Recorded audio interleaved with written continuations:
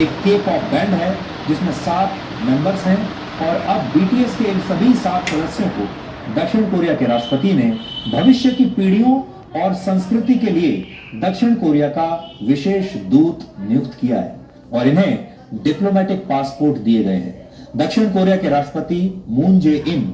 इसी महीने अमेरिका के न्यूयॉर्क में संयुक्त राष्ट्र की 76वीं महासभा में हिस्सा लेने जाएंगे और उनके साथ बीटीएस बैंड के ये सदस्य भी होंगे। संयुक्त राष्ट्र में बीटीएस के सदस्य भाषण भी देंगे और इस दौरान उनकी एक म्यूजिकल परफॉर्मेंस की वीडियो क्लिप भी चलाई जाएगी। यानी अब बीटीएस दुनिया के सबसे बड़े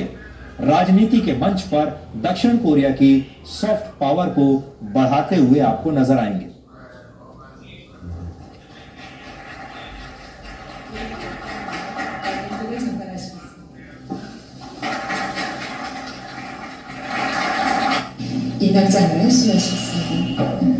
तो जो तस्वीर आप देख रहे हैं, कोरिया के राष्ट्रपति उन्हें डिप्लोमेटिक पासपोर्ट दे रहे हैं, पेपर दे रहे हैं, उनके कागज दे रहे हैं और एक फाउंटेन पेन उन्हें दे रहे हैं। बीटीएस की लोकप्रियता की वजह से दक्षिण कोरिया की अर्थव्यवस्था को हर साल 27,000 करोड़ रुपए का फायदा होता है और जब भी बीटीएस की कोई नई एल्बम या गाना रिलीज होता है तो दक्षिण कोरिया और पूरी दुनिया में बीटीएस से जुड़े प्रोडक्ट्स की बिक्री बहुत तेज हो जाती है। बीटीएस से आकर्षित होकर हर साल 8 लाख लोग दक्षिण कोरिया घूमने के लिए जाते हैं, जो दक्षिण कोरिया में आने वाले पर्यटकों का 70% है। सोचिए, एक म्यूजिकल बैंड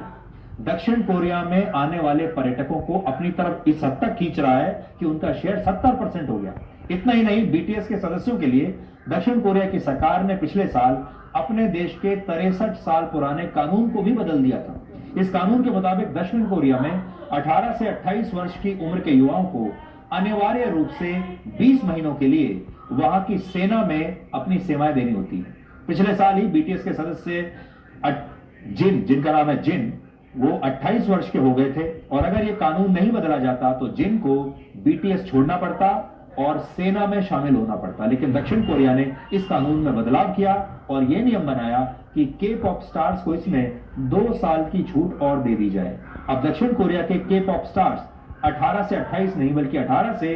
30 वर्ष की उम्र के बीच कभी भी सेना में अपनी सेवाएं दे सकते हैं। सीखने वाली बात यहां पर यह है कि दक्षिण कोरिया की सरकार ने इन्हें हमेशा के लिए उस जिम्मेदारी से मुक्त नहीं किया, सिर्फ उन्हें 2 साल की छूट दी है और वो बीटीएस के चाहे कितने भी लोकप्रिय गायक या मेंबर्स हों, सेना में तो उन्हें तब भी जाना ही पड़ेगा। बीटीएस के ज्यादातर गाने कोरियाई भाषा में होते हैं, लेकिन फिर भी पूरी दुनिया में इनके गाने और इनकी परफॉर्मेंस बहुत लोकप्रिय है। एक सर्वे के मुताबिक अमेरिका में 30 लाख युवा इसलिए कोरियन भाषा सीख रहे हैं ताकि वो के पॉप को और बेहतर तरीके से समझ पाए। ये दक्षिण कोरिया की वो सॉफ्ट पावर है जिससे आज पूरी दुनिया को और खास तौर पर भारत जैसे लोगों को सीख लेनी चाहिए। वैसे तो कोरियाई जो भाषा है, कोरियन भाषा, वो भारत में हमारे युवाओं को या दुनिया के भी बहुत बड़ी संख्या में युवाओं को समझ में नहीं आती, लेकिन जो भाषा समझ में नहीं आती लेकिन उसके बावजूद हमारे अपने देश में भी ऐसे लाखों करोड़ों बीटीएस के फैंस हैं जो भाषा को बिना समझे भी उनके गानों को सुनते हैं और उन्हें पसंद करते हैं। हम ये चाहेंगे कि भारत जैसे देश को भी इसी तरह हमारी जो संस्कृति से जुड़ी चीजें हैं, चाहे वो संगीत हो, चाहे वो कला हो, चाहे वो खेल हो, कुछ भी हो, चाहे वो हमारी फिल्म इंडस्ट्री ही क्यों ना हो, उसे हमें अपनी सॉफ्ट पावर के तौर पर इस्तेमाल करना चाहिए। आप याद कीजिए कि अमेरिका जैसे देश ने कैसे हॉलीवुड की फिल्मों को अपनी छवि को सुधारने के लिए, अपने आप को सुपर पावर के तौर पर प्रोजेक्ट करने के लिए कैसे उन्होंने हॉलीवुड की फिल्मों का प्रयोग किया है और वो हॉलीवुड की सुपर हीरोज की फिल्मों को देख देख कर आज पूरी दुनिया ये मानने लगी कि अमेरिका वाकई एक सुपर पावर है। अब यही काम दक्षिण कोरिया कर रहा है। अब आज का सवाल,